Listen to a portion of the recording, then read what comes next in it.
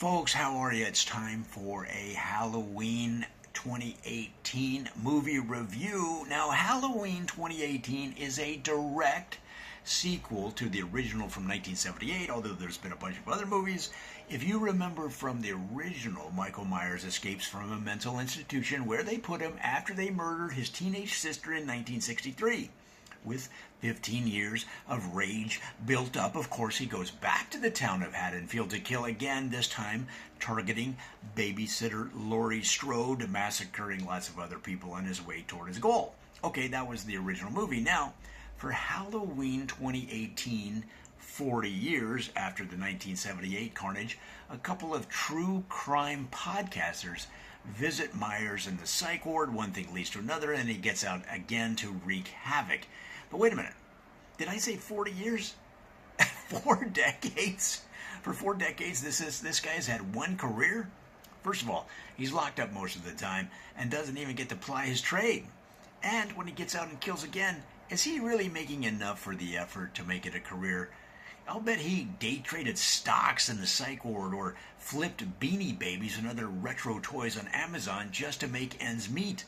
Possibly they let him out for a few hours a week to drive Uber or work as a retail clerk during the Christmas rush at the local department store. Maybe. But what about the working conditions and retirement? Is there a union for movie serial killers? This guy needs someone able to file a grievance on his behalf if he has poor working conditions. And what about retirement? You can't do this type of job when you're in your rocking chair on the porch of the old killer's home.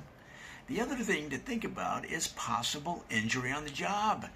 You're out there stabbing people. You're going to cut yourself or poke your eye. And I don't know if workman's comp is going to cover that. That means you need a good health plan. But given the state of healthcare in today's society, that's coming out of your own pocket.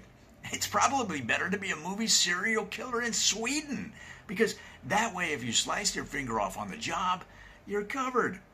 And let's face it, if you're going to be killing people in the movies all the time, you'll eventually need a break.